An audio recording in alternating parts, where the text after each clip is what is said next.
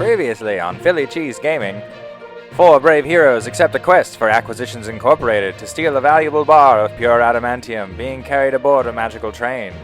After boarding the train and sneaking past the guards, our merry band of adventurers stands before a set of brightly colored train cars, oblivious to the dangers that lie within. Yeah. Alright, so the party stands on one of these open, sort of, connecting sets of platforms, looking into this door that is labeled the Luskin Circus of Wonder and Delight.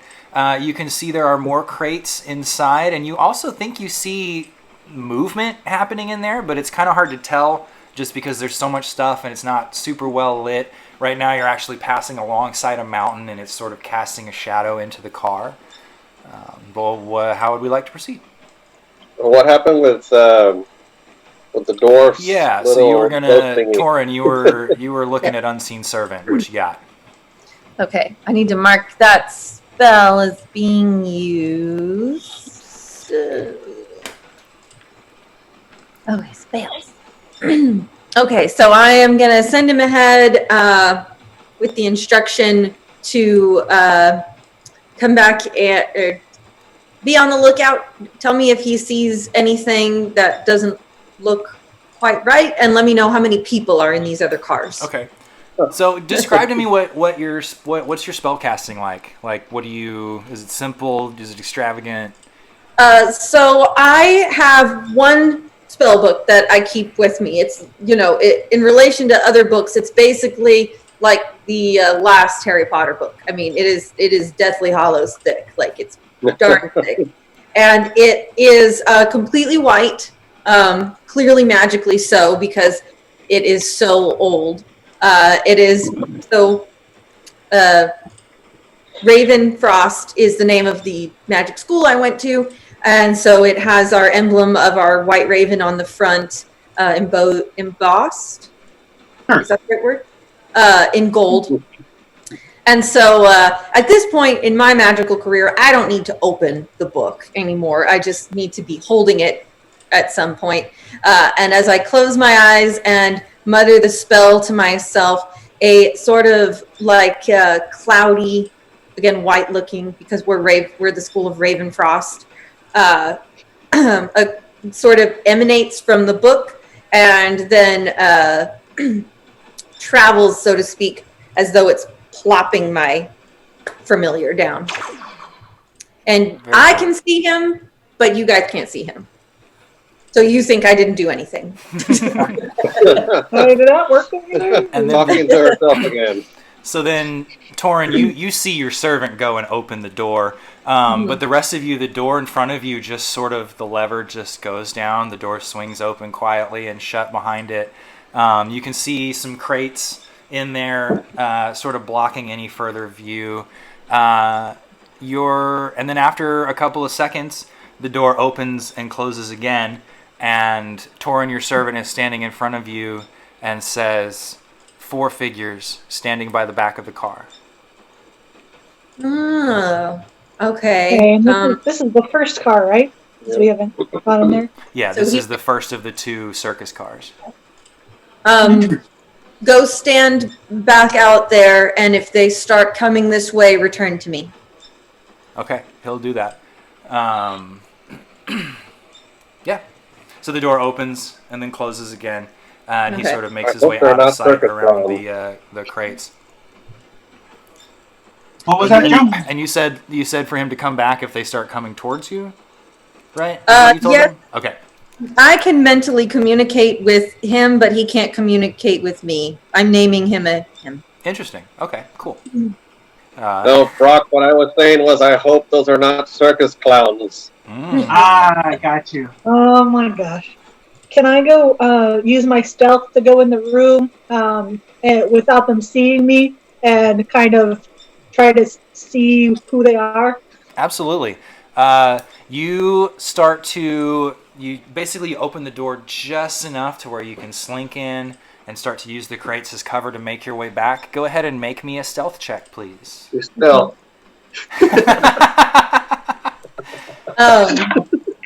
Oh gosh. Telepathically We got communicate. a 10. You got a 10? Okay, go ahead, Torin. I can telepathically communicate with my familiar. He has 0 hit points, but I'm going to command him to use himself as a shield should she be attacked.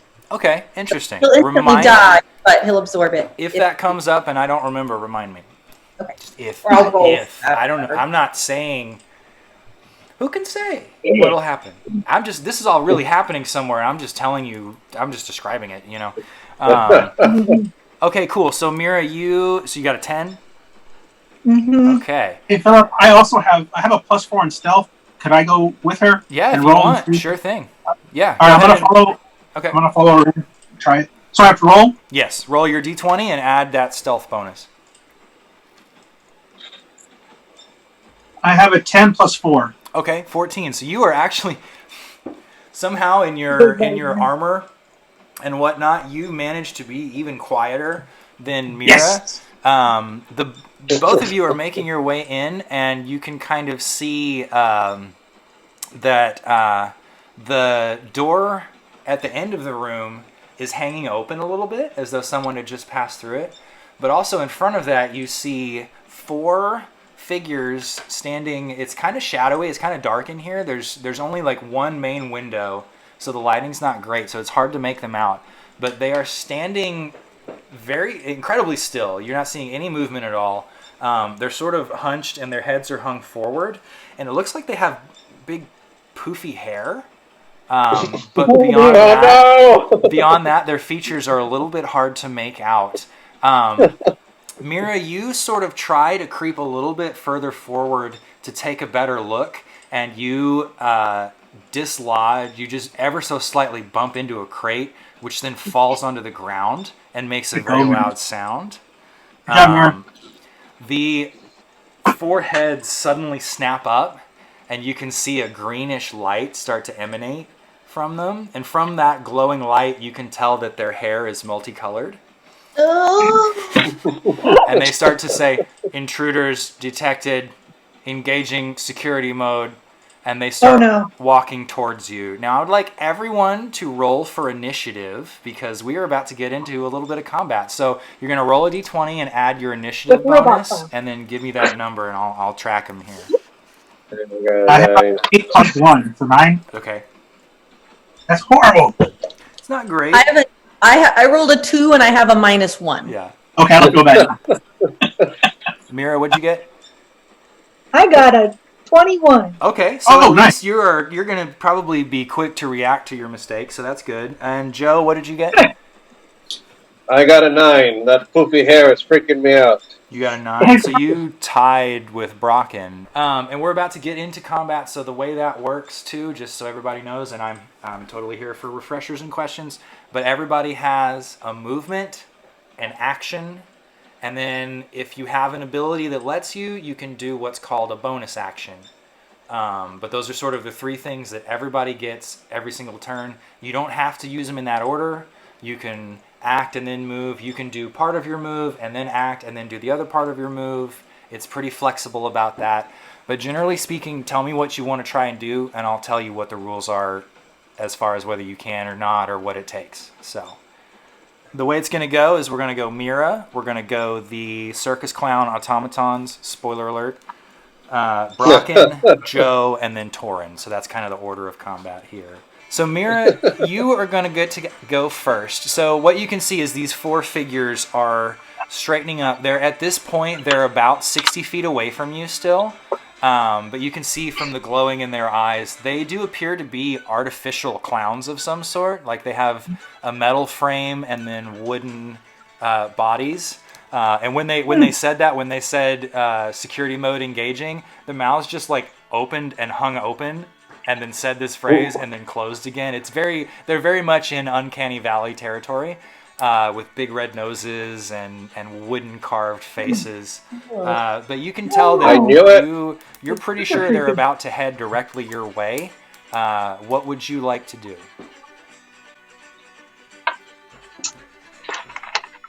Okay. Well,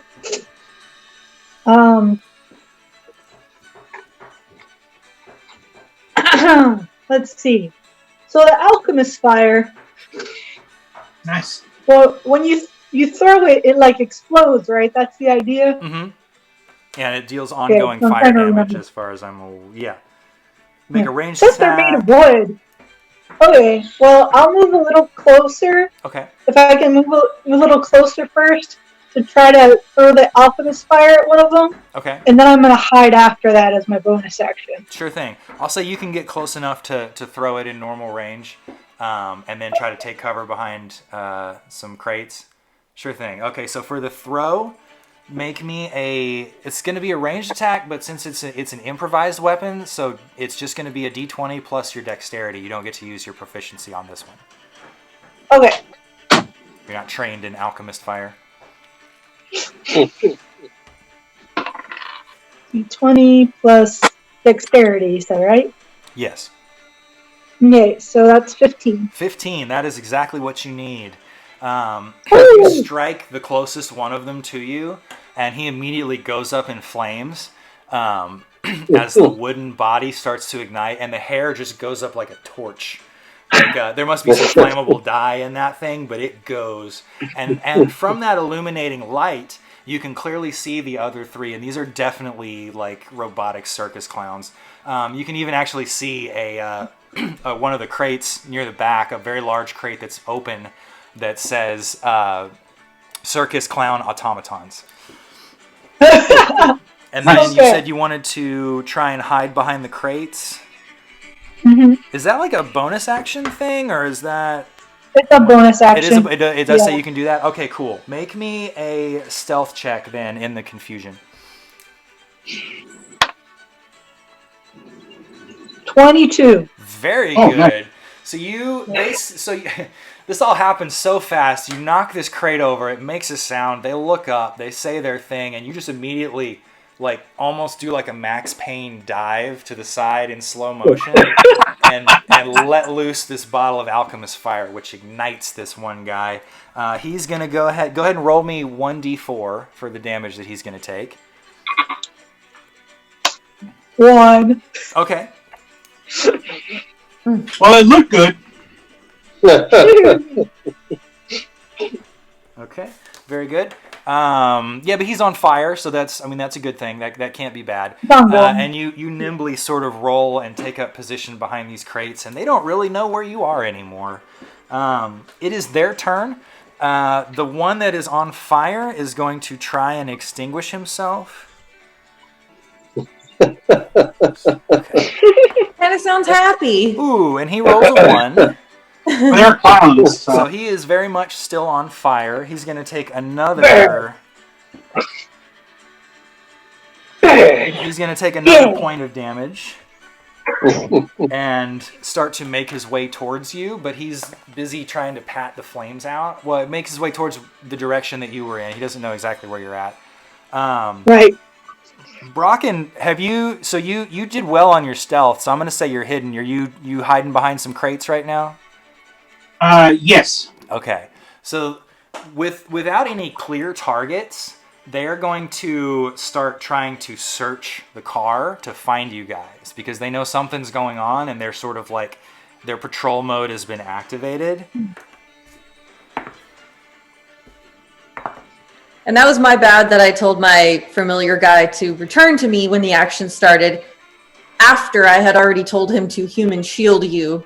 So didn't. Oh, well, it's okay. Well, they're not able to find either one of you right now. They're sort of just kind of clomping around, looking around. It's sort of like Five Nights at Freddy's, I guess, maybe, if y'all get that reference. But they're just sort of like very eerily looking for you, but thus far have not found you. Now, Joe and Torin, you guys are still outside of the car, so you're not entirely sure what's happening. You did hear a loud noise. You heard this voice, and then you think you smell burning wood.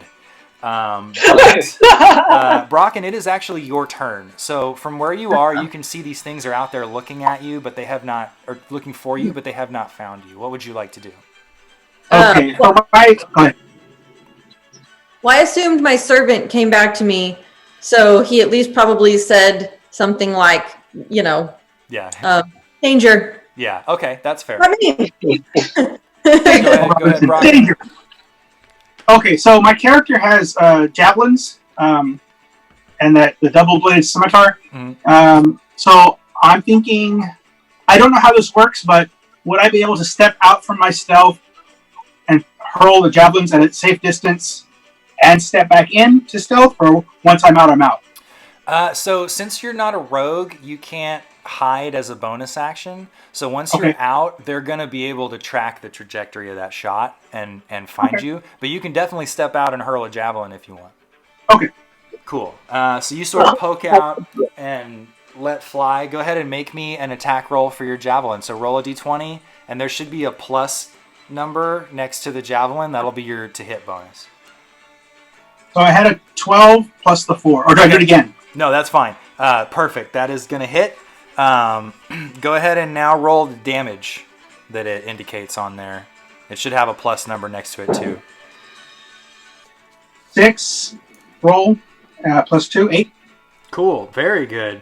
You strike that thing so solidly in the chest that it goes down. It sort of spins and hits the ground with a loud thud, and then the green light in its eyes goes out. Woo. Oh, nice. So there are still three of these things, and actually after you do that though, they turn and see it, and then they sort of slowly track where the javelin came from, and you're just standing there like, ha ha, and they will start advancing on you when it gets around to their turn again. Awesome. Joe, you are up. What would you like to do? You are outside, but you hear that stuff's happening. I'm sure Torin let you know that stuff's happening. So stuff's happening. Do what I always do. Charge. Okay, so you want to rush in and smack somebody? Yes. Okay. I'll say you can definitely burst in and get to the closest one and try to swing at it if you like. 14. 14? That is not quite gonna do it, unfortunately. So you charge in, probably yell. Do you have a battle cry or something? Or and as you bring your sword down upon the nearest one, it just brings its arms up and just blocks them, and then just stares at you with those green eyes. I tripped. He actively blocked you. Yeah. I think you get to attack again, but again, I'm not sure. Bonus actions I have are second wind plus 1 and short rest. You can take one additional action on your turn. Okay, so you don't have extra attack until 5th level. You could, if you want, use action surge to get another action and then attack again. But there's limits on how many times you can do that, so that is up to you. Okay, cool. So you want to use it and just. Yes. Let me redeem myself. Okay, cool. Go ahead and make me that attack roll again. All right. 16. How about 16? That'll do it. You drive it to the side. Go ahead and roll a d8 for your damage, and then add whatever, I think, plus your strength. 5. So while I'm picking myself up from my fall, I stab my sword into the ground to pick myself up, and I actually stab the thing in the foot. Okay, I like it. But I do poorly. 6. You have 6 because of your bonus. That's not bad. For a foot wound, that's pretty substantial. Yeah. It's only a foot wound. Okay, and Torin, it is your turn. Okay. Do it, Torin. So I scurried in as fast as a dwarf can scurry. Okay. And I am going to... Scooby-Doo thing. Well, I imagine him too with like a big belly, so it's like more like, you know. Like by the time he gets in there, he's a little winded. Usually lets the magic do the talking. There you go. So I am going to cast Firebolt, and I hurl a mote of fire at a creature or object within range. So, which is 120 feet. Yeah, you definitely got that. Make me your attack roll, and then add your spell attack bonus. 10. 10? That is unfortunately not going to do it. The shot is going to go just a little bit wide and strike against the metal wall of the carriage, which brightly illuminates everything for a short period of time, but that's going to be it.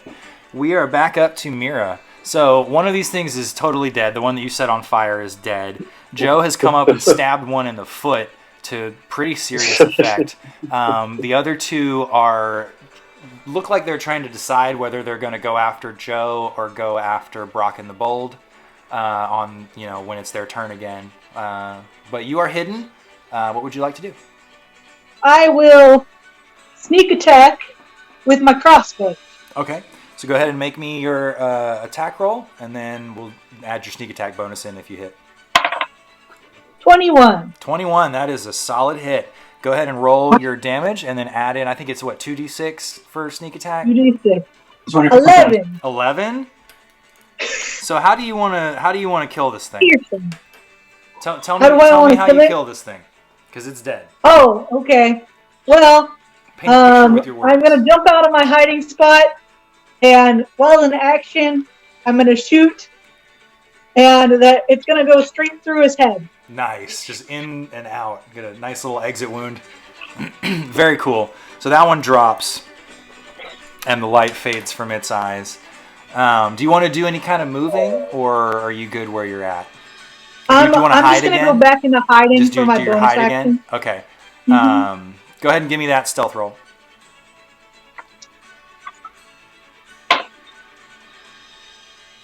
$19. All right, good. You are in hiding again. You're like dancing between the crates and just... Very cool. Very cool. Okay, so the automaton in front of Joe is going to... It's like looking down at where the sword was, and it's just going to try to just backhand you. Does a 16... Hold on, I have it over here. What's your armor class? Okay, a 16 does not hit.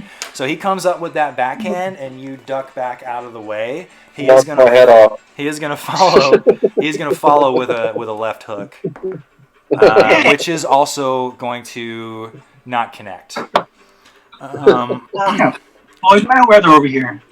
The other and final automaton is going to head towards Brocken and try to punch him in the face. Okay. And the first attack is going to miss. The second attack is going to hit. Oof. You take 6 points of bludgeoning damage as this thing just delivers a haymaker from a metal fist right into your skull. Oh. That's what you get for eating chips in the middle of a battle.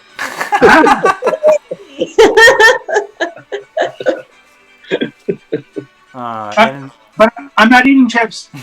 And it is your turn after that, Brocken. So you've got one of these things right up in your face. The other one's engaged with Joe. All right, so I'm just going to use my attack, my double-bladed scimitar, and attack that one.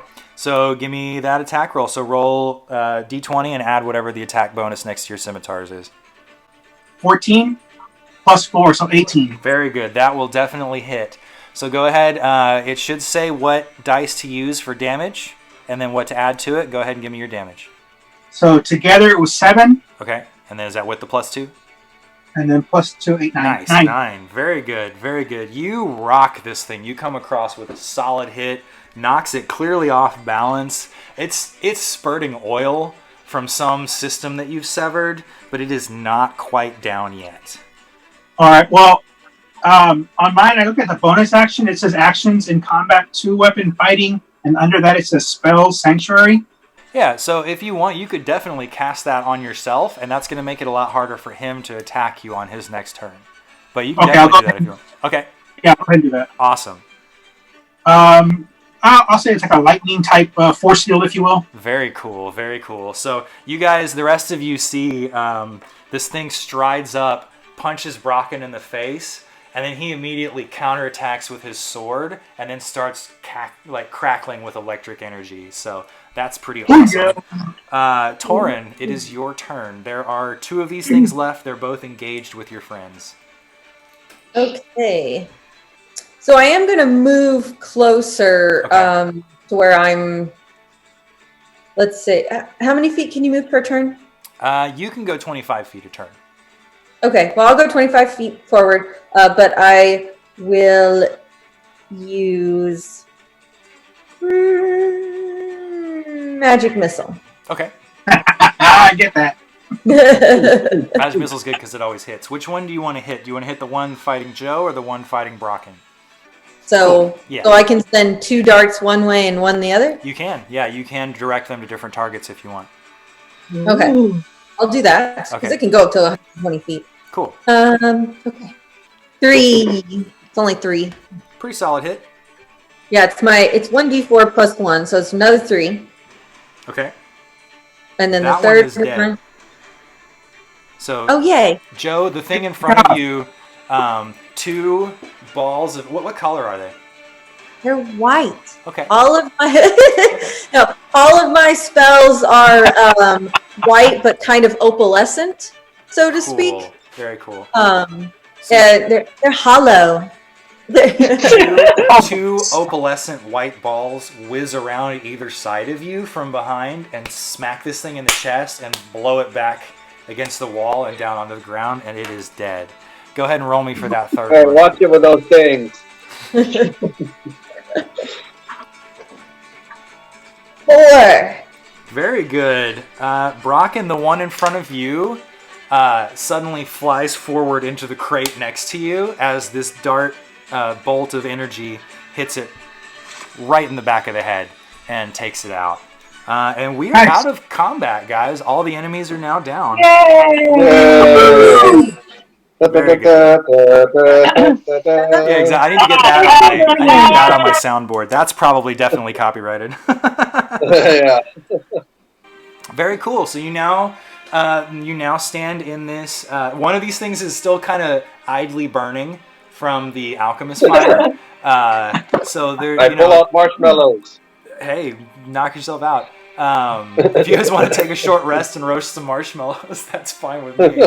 Go ahead. Can I search the robots? I'm just super curious on how they work and what was making their eyes green. Yeah. If I go and inspect them, can I? Yeah, since you're a wizard and you're trained in this, go ahead and make me an Arcana check while you look at these guys.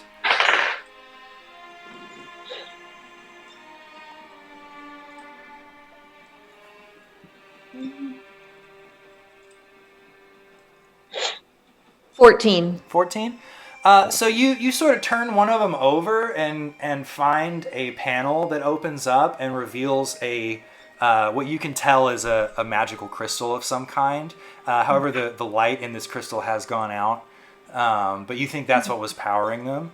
It's dressed like a circus clown, more or less. It has the big carved red nose and the big weird multicolored hair. At least it did. This one was burned away in a fire. But yeah, they look like they're. You heard it say security mode engaged. You can only assume that they have an entertainer mode or clown mode or something like that that would normally be used under. But in glancing around, you do not see any other crates marked circus clown automatons. So you feel pretty sure that this room is now safe. Hey, Brocken wants to suggest to Mira to maybe collect one of the costumes that, if she can salvage it, add it to her kit. That's definitely doable if you want. Yeah, absolutely. You now have the ability to dress as a clown if you like. Mira?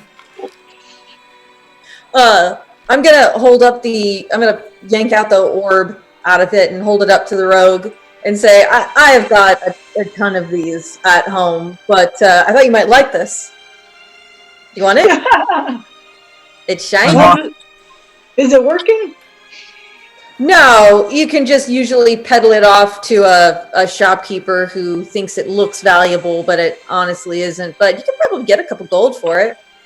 Oh, that sounds like a good plan.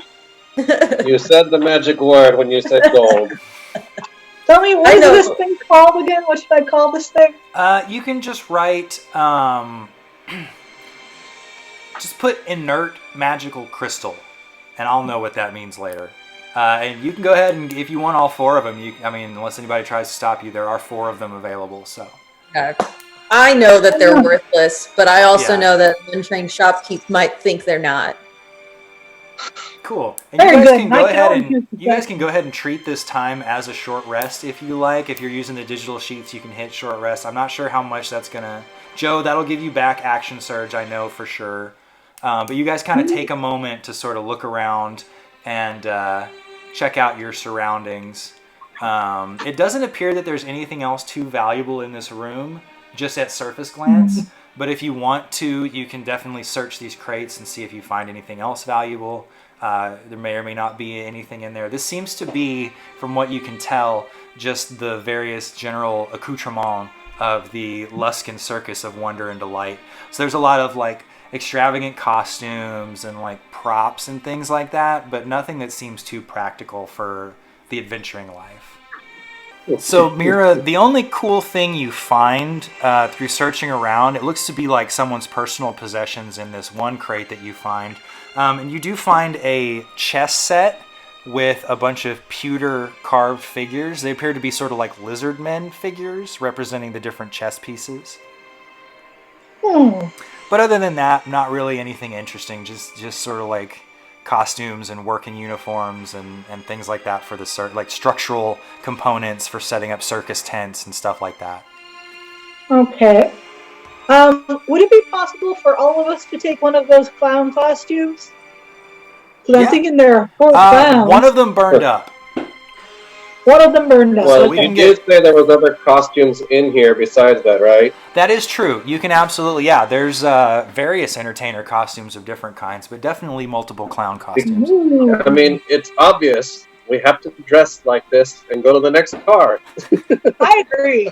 That's not a bad idea. I am game, but it is very hard to make a big fat dwarf with a big old beard look like anything other than that. Look, this is a circus, and we need a bearded lady. Put some color in the beard to match the, Oh, the bearded lady, I like that. That's good. So, if any of you cares to look at the next car before going in, the sign on top of the door, much like the one you just came in, it says Luskin Circus of Wonder and Delight, but then below that it says Menagerie Caution. Ooh. We don't know what we're gonna run into. I mean, we might as well dress up for it. Well, y'all can be the clowns, like, and I can be something else if you want. What other choices do I have? There is a sort of like a lion tamer type outfit. Oh God, we're totally gonna go like that. Whatever that looks like, I guess. Something that appears to be more for the ringleader, like a tailed coat with a big top hat and a little stick, and then various forms of clown costume. I'll be the ringleader. Awesome. That sounds good. We'll be clowns. I like it. Yeah, we'll be clowns then. But someone has to sing, "Send in the clown." No. Take me away, ha ha, ha he, ho ho, ha. All right, so the 4 of you make your way, I'm assuming, to the door of the next car. You can see through it that it looks like the little hallway goes and then immediately hits a wall and goes to the right, out of sight of the little window. The door does appear to be unlocked. Ah, very good. Well, since you're the ringleader, do you want to go first? Yep. It sounds like you should be going in, so we could just kind of follow you. Okay. I will open the door. Okay. You open the door. It opens, like I said, to like basically the hallway goes down about 5 or 6 feet and then makes a sharp turn to the side, and you can hear. Well, it's a car. I mean, Oh, okay. It's 30 feet wide. You can hear what sounds like a large animal, but you can't quite tell from here what it is. But you can hear at least one large animal, further in. Okie dokie. I am going to slowly walk forward into the room. Okay. and peek around. Can I peek around the corner? Yeah, absolutely. You peek around the corner. You don't even need to roll. It doesn't appear to be anyone standing in this hallway. And what you can see is that this hallway goes down the length of this car, and there are 3 cage doors alongside this hallway. The first one contains what looks to be a disjointed skeleton, just sort of suspended there in midair, like the bones have kind of separated a little bit, but you can tell that it's a humanoid skeleton, just sort of hanging there in midair, kind of strange. The second one has a very large creature with brown fur.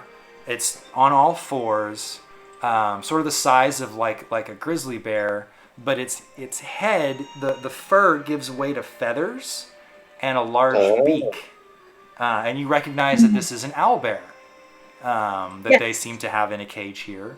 And then the third cage is kind of unusual. Whereas the first one was pretty much empty except for this floating skeleton. The second one has the owlbear and like a little pile of owlbear whatever in the corner and like some hay on the ground to make it more comfortable.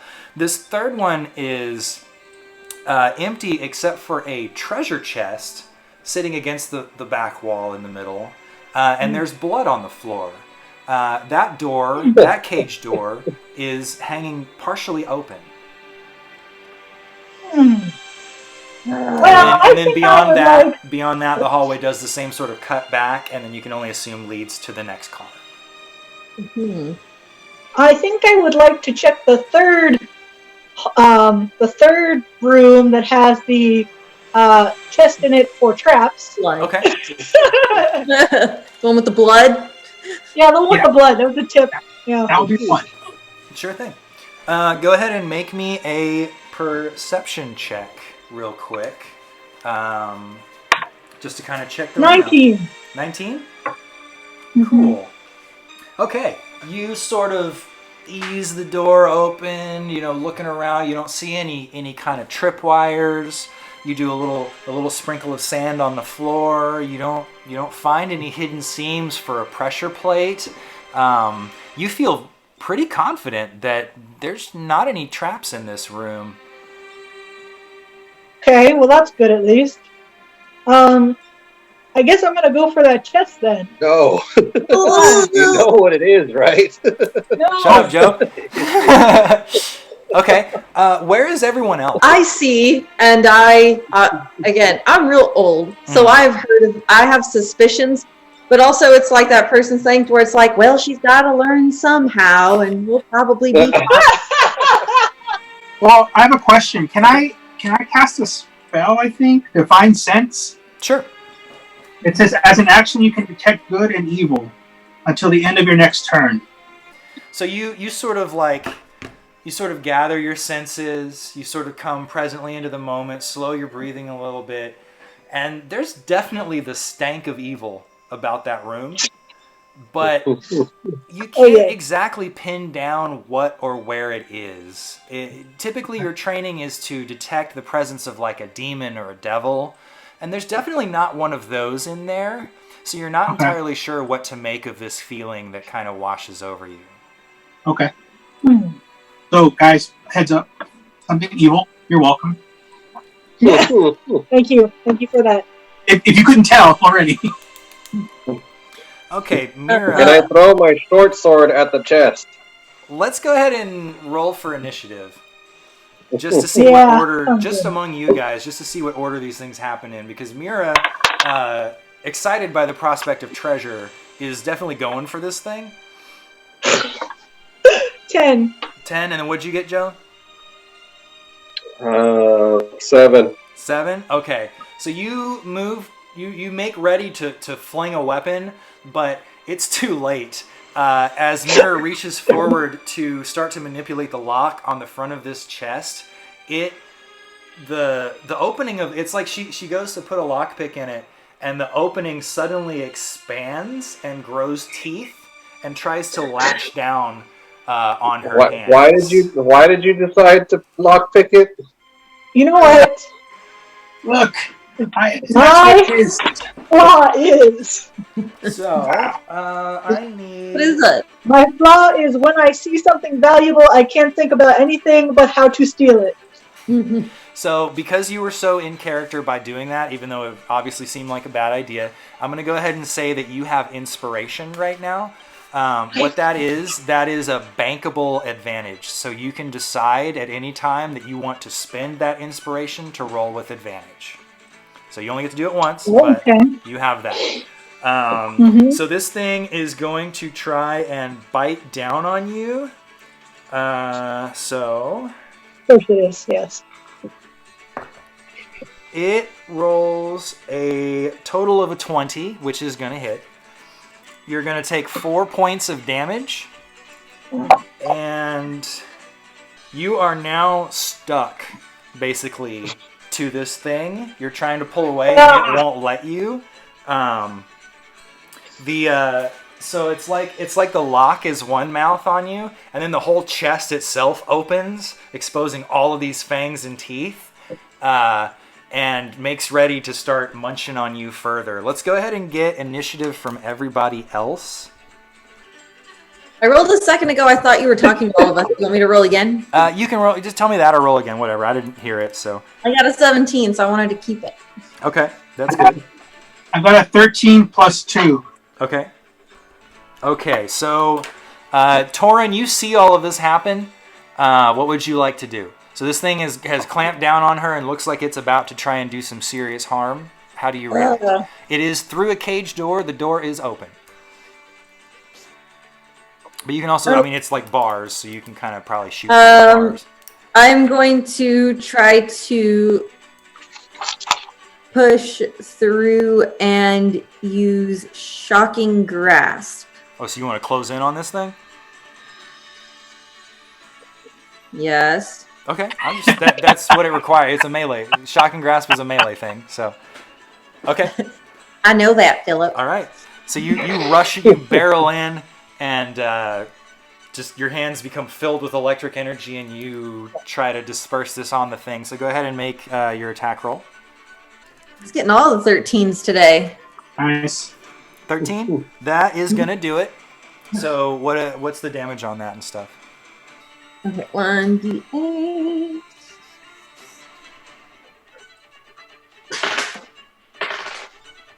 Ugh, 3. Okay.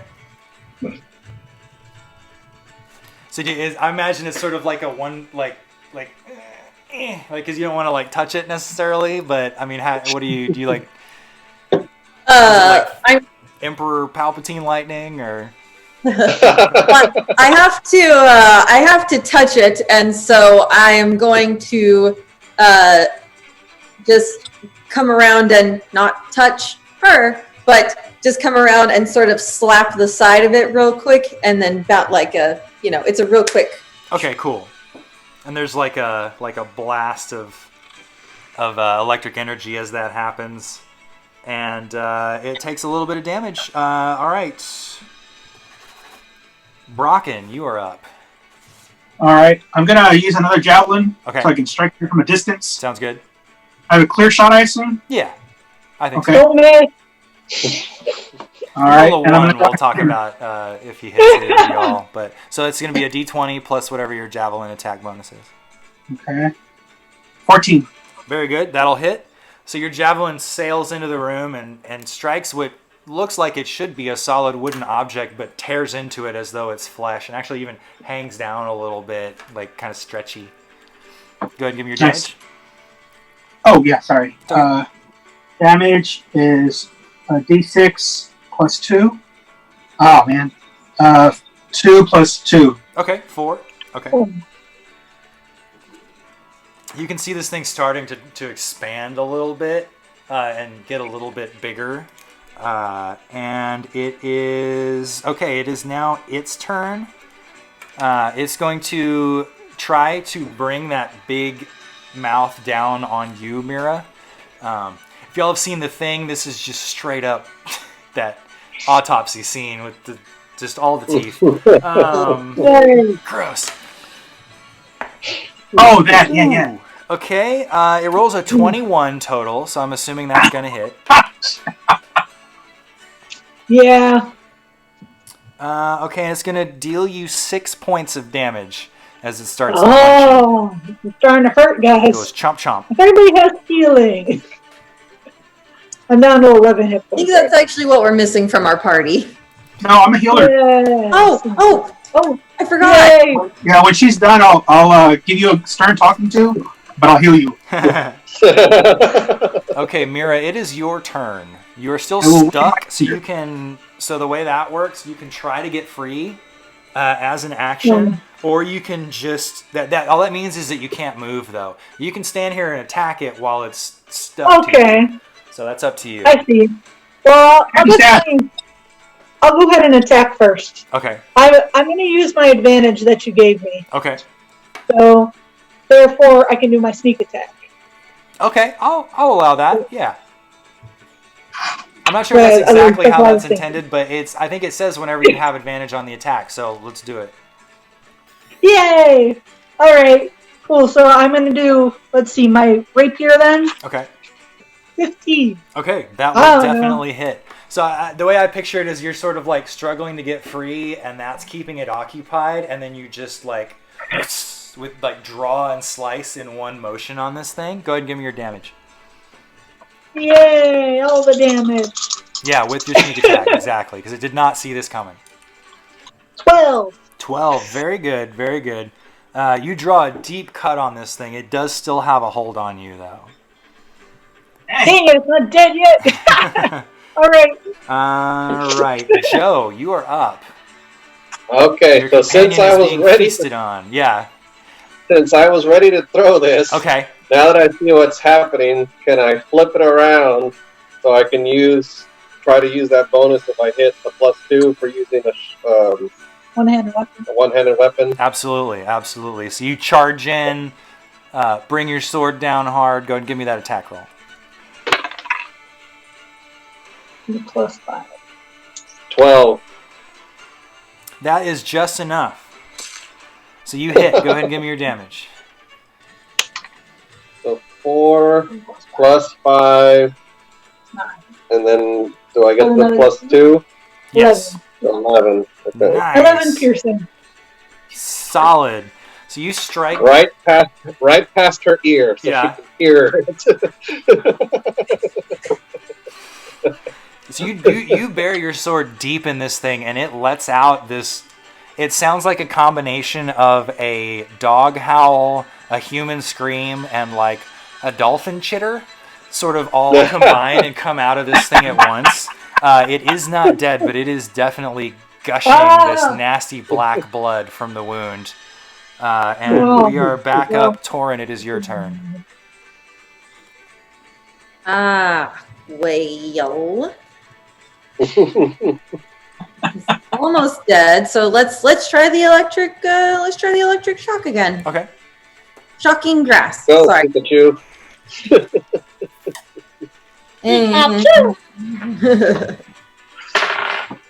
16. 16 to hit. That definitely hits. Go ahead and give me that damage as you just bear in on this thing. 6. Okay. It's hurting, but still alive.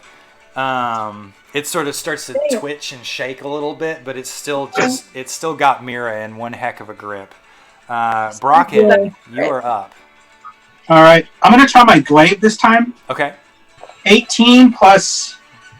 That'll do it. Even without your bonus, that's good enough. Okay. So now you can go ahead and give me that damage as you just come down hard with this bladed spear contraption. Ah, crap. 1 plus. 1 plus 2. I'm sorry, 1 plus 2, so 3. Sorry. Okay. So it does this weird thing when you rear back and go in to stab it, and it almost like, without physically moving, it like undulates and shifts as much of its mass as it can away from that point where you stab it. So you end up stabbing straight through a relatively thin section of fleshy treasure chest, if that paints a vivid picture for you. Yeah. And then you withdraw a little bit, discouraged. You didn't quite have the effect you were hoping for on this thing, but it's definitely hurting. It is letting out a sort of hiss constantly of pain. And Joe, it is now the mimic's turn. So it is going to try one last time to consume this meal that it's got. Okay, 14. Is that going to hit you, Mira? Yes. Just barely. Oof. Dang it. Okay, it's only going to deal 3 more points of damage. But it's now trying to pull that hand off, I think. Is what you think. Ah, my hand. And it is your turn, Mira. It feels desperate. Okay. Feels desperate. All right. Well, let's see. I can't do any sneak attack now. So actually, you can because it's engaged in these other people. You still have the ability to use your sneak attack. Woo! Yay! Well, I'm going to use my sneak attack then. With my rapier again. Cool. Alright, let's go for it. I got a 10. Is that with your bonus? Yeah. Okay, that is unfortunately not going to hit. So this time it manages to completely shift itself out of the way of where you slice. Joe, it is your turn. Kill it! What are you at right now, Mira, on your hit points, by the way?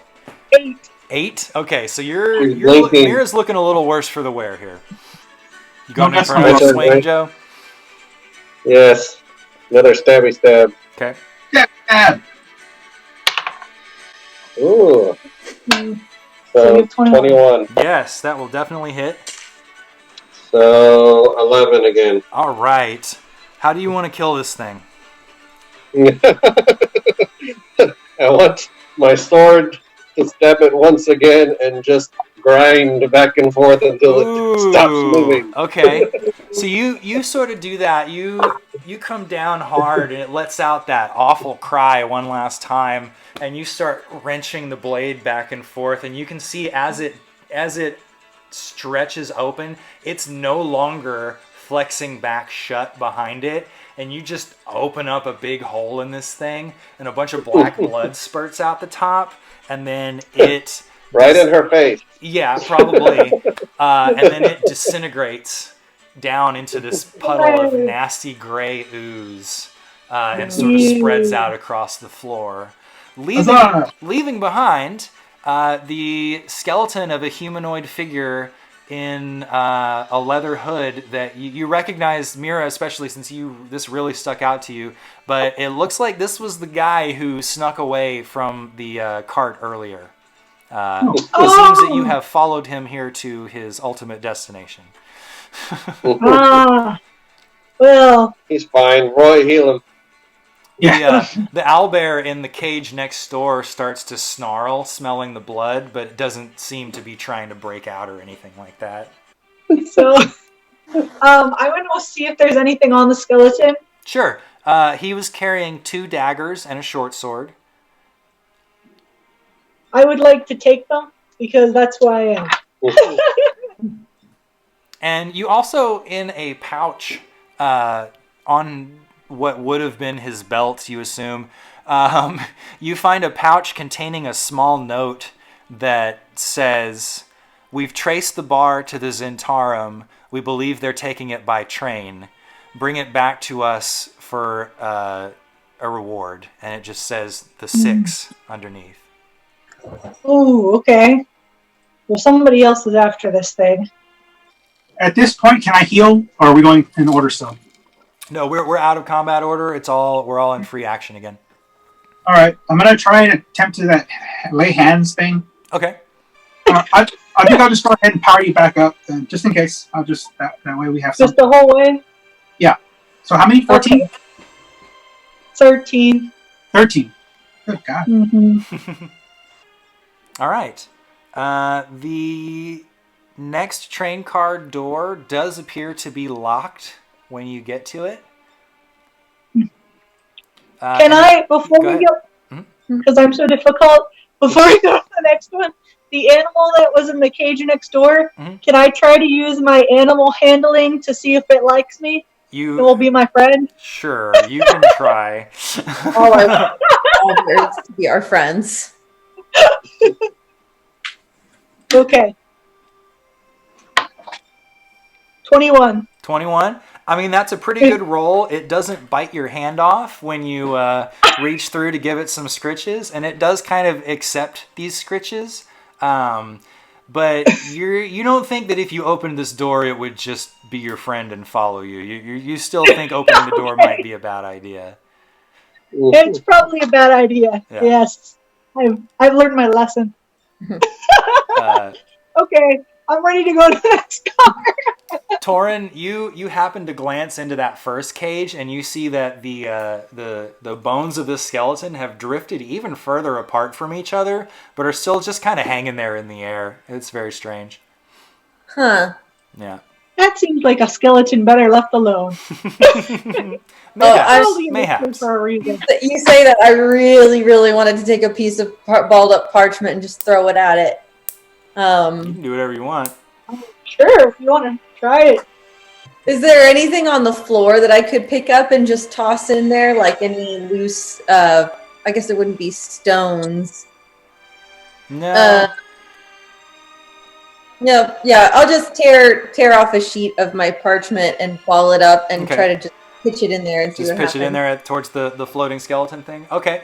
A few feet. So you do that and you kind of pop it through the bars, and it sails and then stops a few feet before where the bones are. Let me do this like this.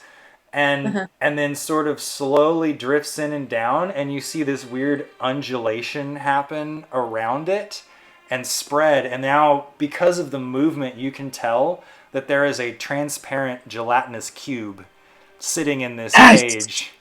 That this thing is just kind of hanging out, probably being slowly digested inside of. Like I said. We're the first people hired to find this thing, you guys. Right. Like, you know how the cart was sort of empty and we just had seats in first class? And how they thought we were other people when we first arrived for this job? You might have a point there, yeah. Yeah. I don't know. Yeah, we need to go. Keep going. All right. The other guy that got digested had a note from the 6th, so it could have been a different organization that sent them too. That's true. That's true. But that is a gelatinous cube that we do not need to. No. Yeah. If the thing was in there, we'd be able to visually see it. Good job. Good job. So the next door, like I said, is locked. There. So how there's been a window on each one of these? This one has a curtain pulled down in front of it, so you cannot see what is inside behind the door. I'll let y'all kind of talk amongst yourselves or whatever. Our heroes are closing in on victory, but the treacherous Zentarum won't let the adamantium go without a fight. Will our heroes be able to defeat their enemies and escape with the loot? Find out next time on the thrilling conclusion of The Train Job, a D&D 5th edition adventure.